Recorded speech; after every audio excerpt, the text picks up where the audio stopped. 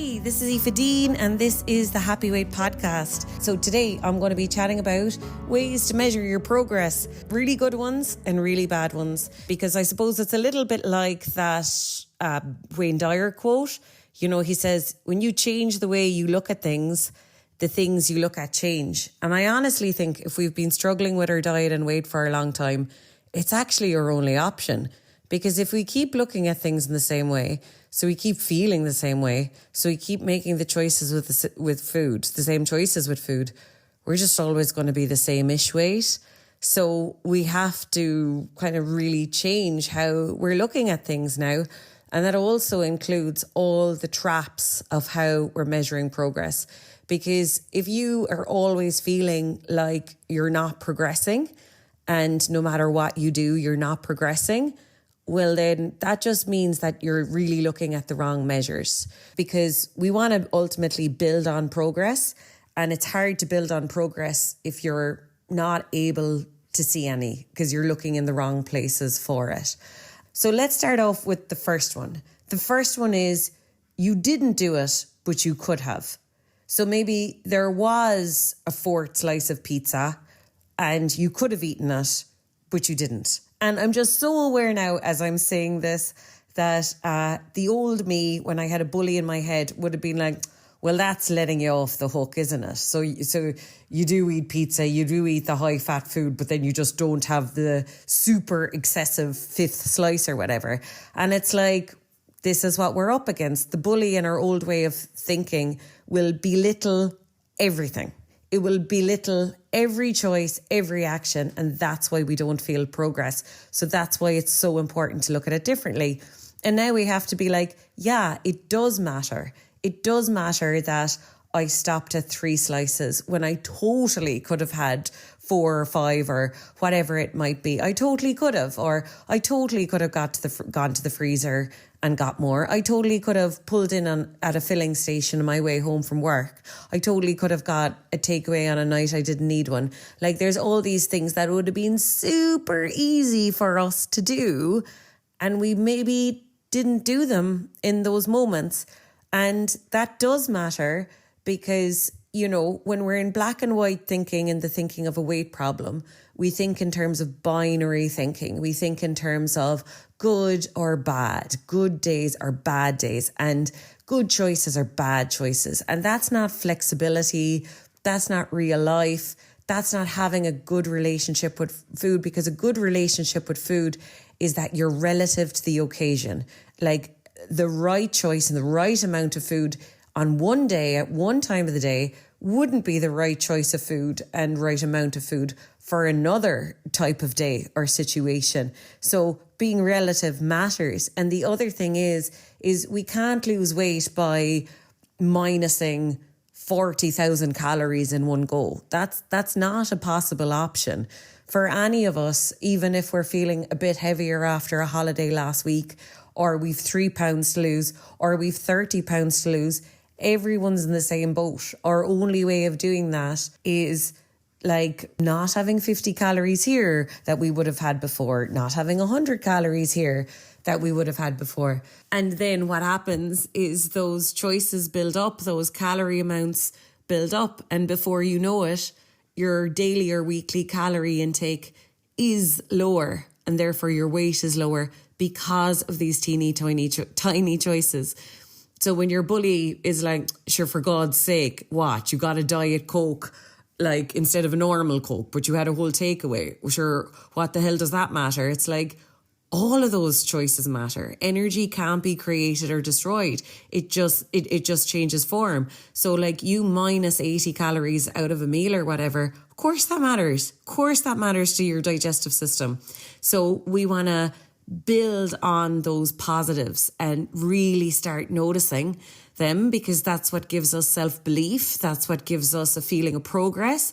And when we have more self-belief, self-confidence, and a feeling of progress, really mistreating ourselves just isn't that attractive anymore. In fact, the more confidence and the more self-belief that we have, the less likely it is that we're going to do unhealthy, uncomfortable things with food or exercise or our body.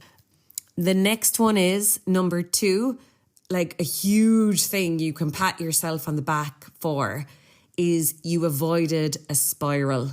So when I'm working with clients, we're learning to get out of spirals quicker. It's not that they won't come, it's that we build the skills to see them coming, potentially prevent them from coming, and then recover quicker when they do come. And a spiral generally is the defeatist story comes back with a bang.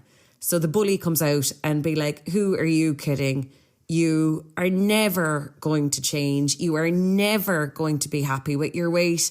You're not changing. You're not changing enough. Your body is against you. This is your destiny. You're always going to be overweight. You're always going to have issues with food. All of those statements that are really damning and just make us feel like, what is the fecking point? Like, what is the point? And then so we can spiral into hours, days, or weeks of not caring and eating whatever, feeling whatever, and ultimately being under the thumb of the bully because, sure, we do have a preference. Of course you have a preference for how you like a meal to go. Of course you have a preference for how you like to feel going to bed after food or waking up in the morning or how you like to feel leaving a restaurant. You have a preference. And so it's like we're being bullied by the bully when all day, every day, we're feeling crap, basically. We're feeling overfed, manky, etc. That's just because we're listening to that voice in our head being like, you can't do it. You'll never change. So we want to pat ourselves on the back whenever we pull ourselves out of that spiral. And we have to be pretty compassionate because, you know, like maybe the score to beat is a month. Like maybe usually you get into that spiral and your eating and exercise goes really dodgy for a month before you pull yourself out of it. So that means the score to beat is, can you get it down to 29 days? Like I can't express enough how progress, no matter how small, is progress. And us changing our attitude to, I am going to see any progress, no matter how small. If it's 1%, I'm going to pat myself on the back because that is the opposite mentality to the eating disorder mentality of good days, bad days. You know, it's all luck and chance and I've bad luck and I've bad destiny or whatever. Instead, it's like progress. We're willing to see progress. I suppose you'd be looking out for those times that your mind comes back with a bang, like, who are you kidding? You'll never change, whatever. And you pull yourself out of it and you're like, whoa, wait a second. I don't need to think like that anymore. I don't need to see things like that anymore. And whatever I ate yesterday, whatever weight I'm feeling today in my clothes, I actually do have a right to feel comfortable this evening. Like I actually do have a right to enjoy my dinner like a normal person. And that's not fair on me to have to go to bed really overfull for the 5th night in a row. Like I don't deserve that. It's not about weight. I could get hit by a truck tomorrow. I just do not deserve to keep facilitating this crazy heavy feeling from food when I don't like the crazy heavy feeling from food. So, you know, you pull yourself out of it. So avoiding the spiral is number 2. Number 3, you made practical lifestyle changes so you avoided a spiral. Like, I really believe we don't change as a person that much. Like, I think I am more or less the same Aoife that was a binge eater and very, very vulnerable to binge eating and overeating. I know I'm the same Aoife. The only difference is my thoughts are very different. I do not settle or tolerate for the same level of negativity in my head. I do not. I have trained it out bit by bit. And the second thing is that I know my limits. So before I would have been like, in my old job and stuff, before I was self-employed, I would have been like, oh yeah, you know, just even though you're wrecked, exhausted, you know, stay on overtime, you know, do another 2 hours, come on, do another half an hour, do another hour, whatever. Same with studying, same with anything. It'd be like, come on, sure, you have to do it.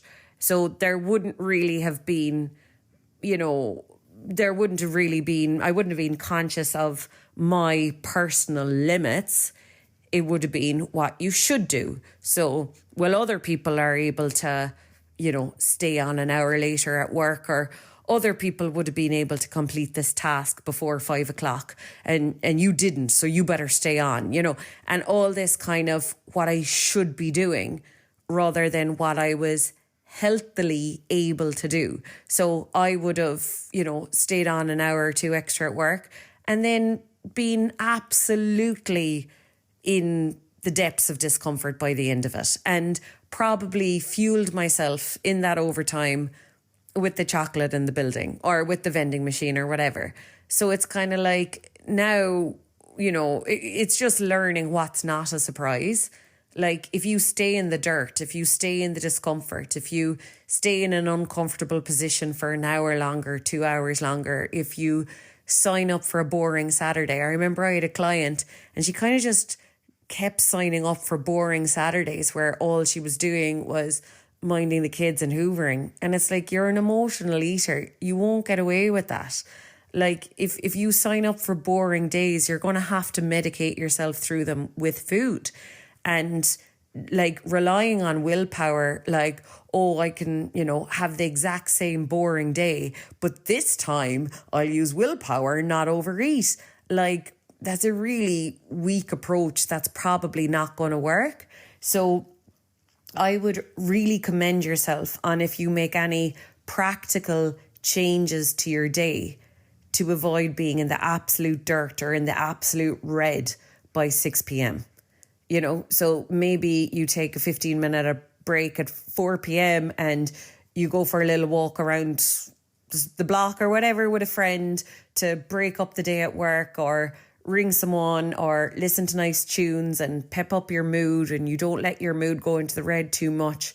So whatever you can do so that by 6 p.m. whenever you're leaving work, you're not totally broken. Or by 10 o'clock, by the time you've work done, the kids put to bed, the house tidied or whatever, you're not an absolute broken person by 10 o'clock. So you interjected and you knew your pattern and you avoided it. So you put something in place to not end up in the same way. Another example would be like, it's like, could have been a super stressful day. We could have been really mean, really harsh on ourselves, very overexhausted, got home, nothing really that appetizing in the fridge or the freezer or the cupboards, and we got a takeaway. And then us giving out to ourselves for that absolutely predictable cycle that most people would do in that situation. So, I think now we need to get out of the addiction of giving out to ourselves, because it's like, come on, like if you've had a really stressful day, you're in a really bad mood, and then there's nothing in the fridge or freezer to compete with a takeaway. Like, why wouldn't you get a takeaway? Like, anyone in that situation would get a takeaway.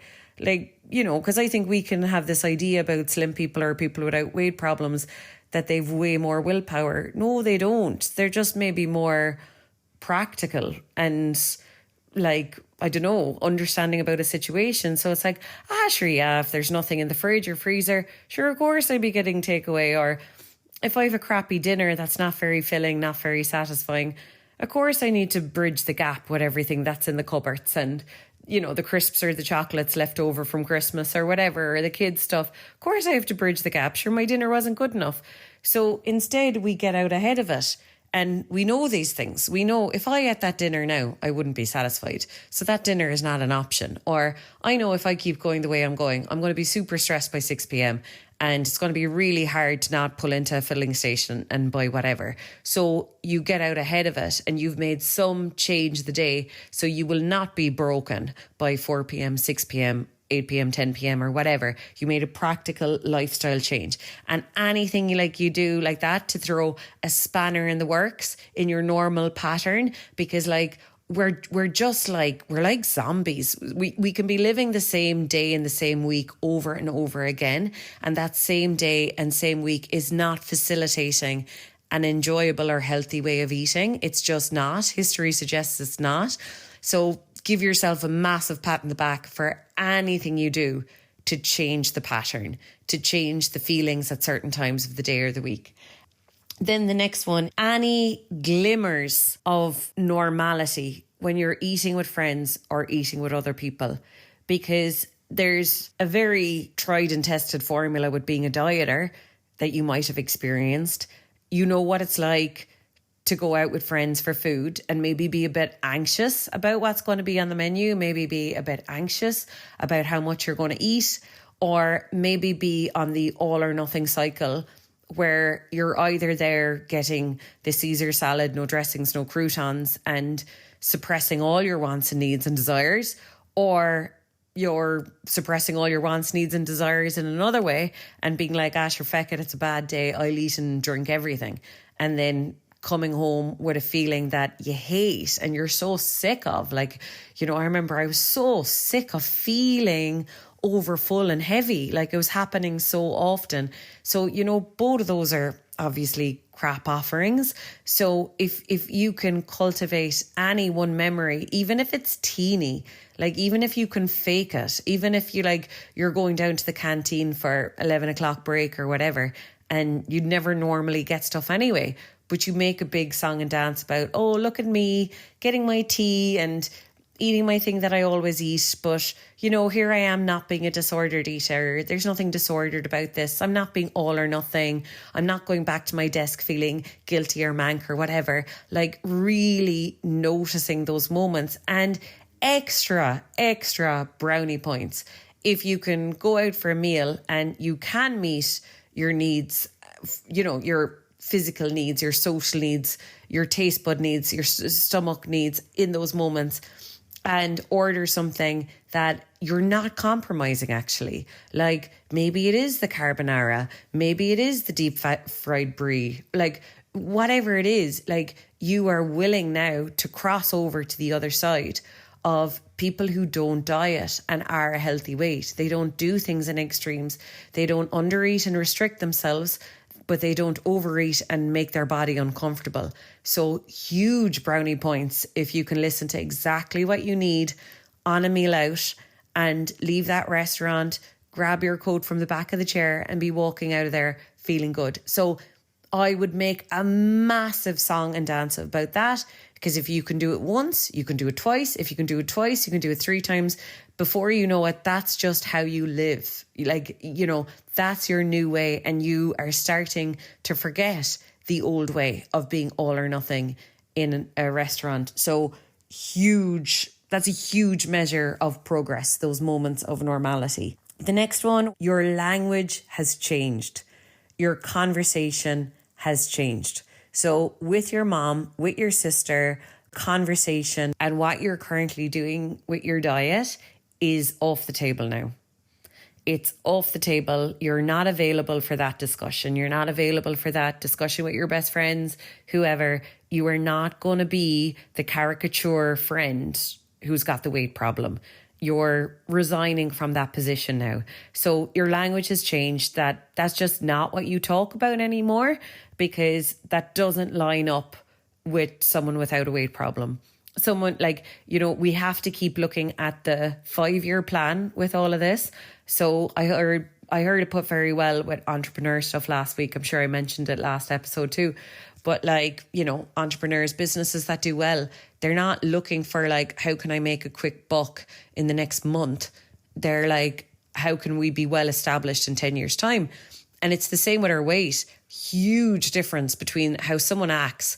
Like, there's a big difference between someone who wants to be skinny for a wedding in 2 weeks' time versus someone who's going to be their ideal weight in 5 years' time. Or language, like if we imagine ourselves at 50, 60, 70, whatever years old, 80 years old, not having a weight problem, we're not going to be chit-chatting in the dirt about calories and the scales going up a kilo or down a kilo. Like, that's irrelevant noise to someone who has absolutely no issues with weight. So if you can notice, oh my God, I met up with that sister-in-law or whatever, and like weight didn't come up, or when she brought it up, I deflected like really successfully. And also you notice your own language has changed. You don't talk about yourself in a derogatory way. You don't say things like, oh, I'm bait into the stress. like I said, you're no longer the fat caricature. You're no longer the like, oh, sure, you know me. If you offer me cake, I'll eat all of it. Like, you're not up for that. So you're quite strict on your language now, and your language and your conversation always matches the language and conversation of someone without a weight problem. So that is fantastic. If you know that, like, this week I met up with that colleague who always talks about diet, and I met up with my sister who always talks about diet, and both of those times I dodged the bullet. I didn't take the bait. I didn't chat to them. Like, I would get super excited about that, because that means something huge for your future. And then the next one is how you feel in your body becomes the most important score. So I always think about this, and I always tell my clients this as well.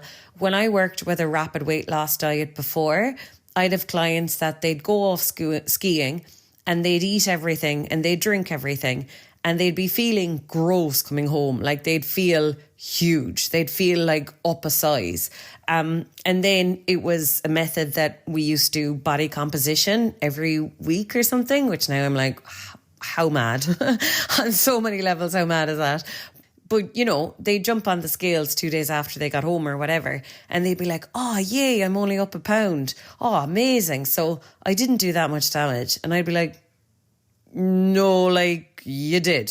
Like, if you're feeling absolutely massive, that's your body, like, waving a big red flag that, hey, I didn't want any of this. Like, you stuffed me more than I asked you to. I really gave you signals and you ignored them. And I have to put this somewhere. Like, I have to store this. So it is coming. Like, the scales will catch up in 2 weeks. Like, it will reflect on the scales for sure. Just give it a matter of time. But this is why it's so important that your signals come first, because when my clients get it, and when they're following my advice and stuff, pretty soon they're like, my belly doesn't feel as bloated. Like, I'd swear my belly feels flatter. And this honestly sometimes can be within days. And they're like, oh, I don't know, doesn't mean anything. And then sometimes even a few weeks into the program, they're saying stuff like that. Or they're like, I don't know, I just feel like a little bit lighter or whatever. And they're like, but that probably doesn't mean anything. And I'm like, that means everything.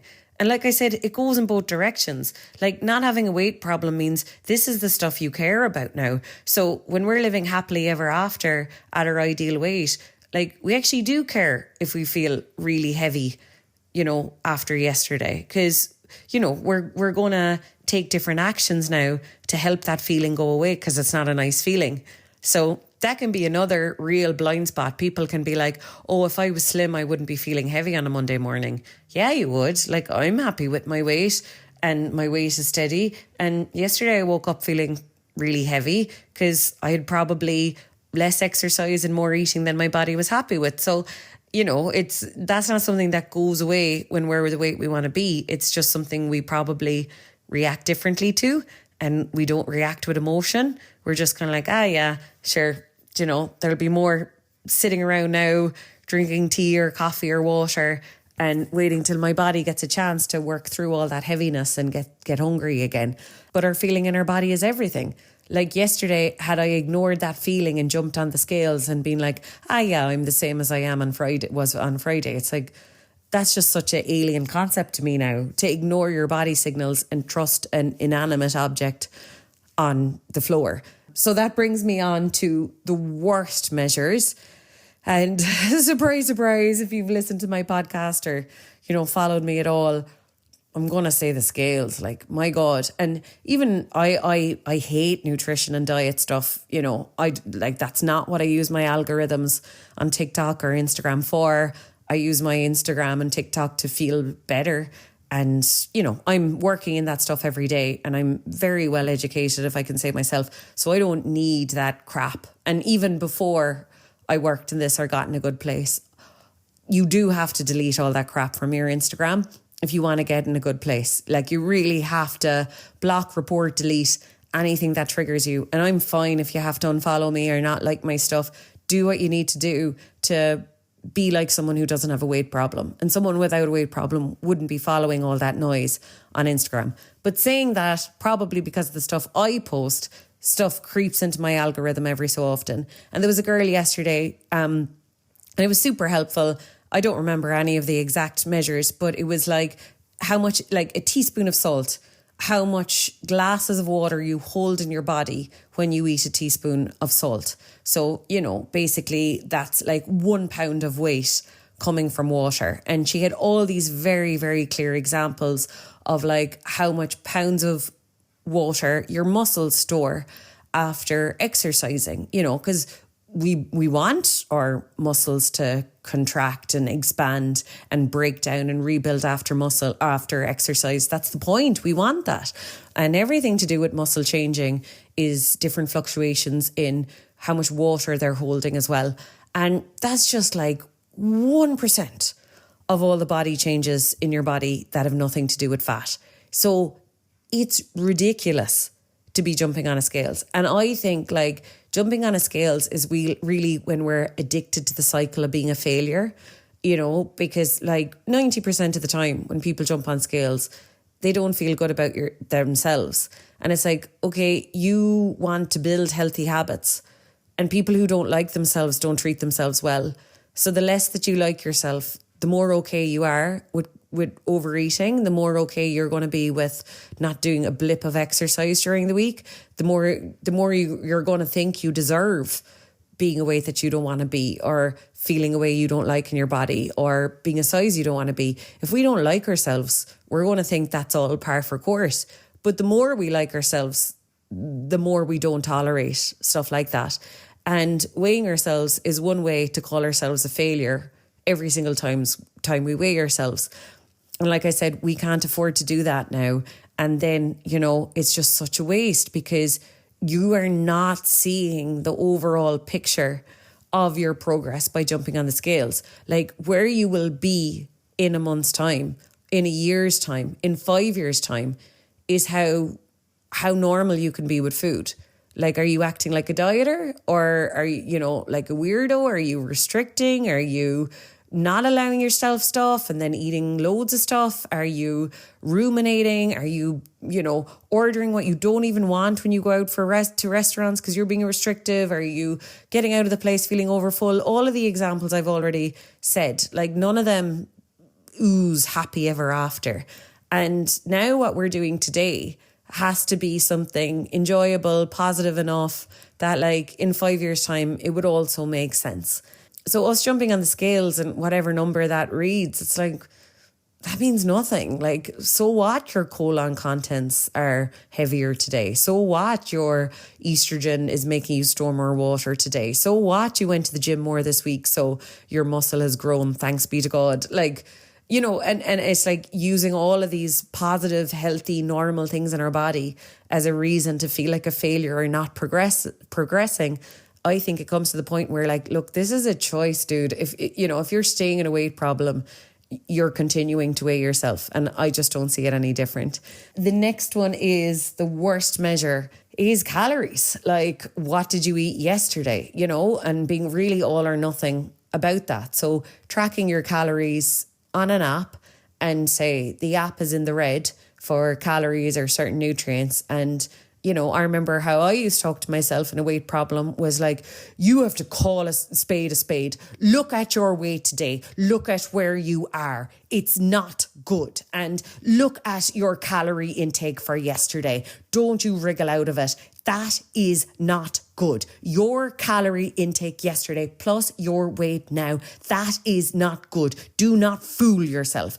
And like, oh my God, talk about the opposite of being our own cheerleader. So if that resonates with you at all, like I hope my voice comes into your head the next time you hear your mind talk to you like that, because like that stuff has to go. Like that is not encouraging. That is not inspiring. That is not allowing us to move forward, to build on progress, to build on results, like all of the things we need to get to where we want to go. Like, I think I said it on the last podcast episode too, but like, I just always think of those rowers in Skib that won all the like Olympic medals. Like if they were like, give me the Olympic medals and then I'll have a champion mindset. It's like, no, it doesn't work like that. You have to develop the mindset of a champion in order to get to the gold medals. And it's the same with us. We can't talk to ourselves like we're totally on the back foot with our eating and weight now, and that we're in the wrong place at the wrong time and whatever. Like, we can't do that, because if you're practicing doing that now, you're only going to be better at it in 1 year's, 5 years' time. And like, whatever weight you are, that's not going to facilitate becoming a healthier weight. Like, if I was my ideal weight now today, and then, I don't know, I'm in London with my sister at the moment. If tomorrow on an app or tonight I counted my calories for today and I was like, who are you kidding? They're in the red, cop yourself on. It's like, no, that's not the stuff to measure. Like, because there's loads of instances where actually our calories can be higher than a deficit, but it actually means something really, really positive. Like, we could stay over at a friend's house, and rather than bringing total yogurt and blueberries or something in our backpack, because that's kind of weird, that's not very normal. Instead, we're attempting being normal now, and we're going to have the breakfast she makes for us, or we're going to go with the flow and have the breakfast she has. And, maybe she has toast or whatever, and we go with that. Or maybe she has porridge, or we go with that. Or maybe she makes a mini fry and we go with that. And we're normal. And then maybe we're going out for lunch, or maybe we're going out for afternoon tea that day. And maybe we eat normally. Maybe we don't do something weird and restrictive. We don't cancel the plan because, I can't be going to that. I need to lose weight, so I can't eat out at the moment. I have to lose weight. That would be weird. So we don't do that. And we don't get there and be like, sure, this is all bad food anyways, so I might as well eat everything. So actually, a day that's not okay calorie-wise, according to an app, can be an absolute success and a sign of things to come, because it's like, we were normal at breakfast, we were normal with the meal out. I've had clients and, they go on hens and they're normal. Like, they know what it would have been like to go on a hen weekend, as, on a diet, following a plan, tracking calories or points. And they know what it's like to go absolutely bananas and be off the wagon on a hen. And being somewhere in between feels so lovely. So you could be somewhere in between and being really normal and positive with food. And it might be, like I said, okay on a calorie app, but it actually means that you're being normal now, because being normal now is we eat more when it's appropriate to eat more, and we join in when that is meeting our emotional and social and physical needs. Of course, we join in with our loved ones eating, but we don't make ourselves over full.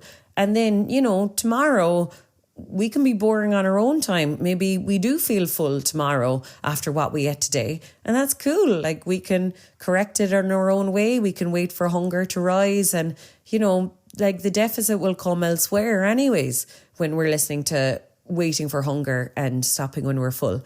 So they are two big things I would let go of immediately if it's a quite exciting prospect to you. If it makes your heart sing to think that you could be the healthy weight you want to be, just not have a problem. Just not have a problem with weight and not have a problem with food. Just, that's all stuff that's super, super in the background of your life, that it's just not a big issue, but you're happy with your weight and you're happy with your eating. They're two things I drop immediately.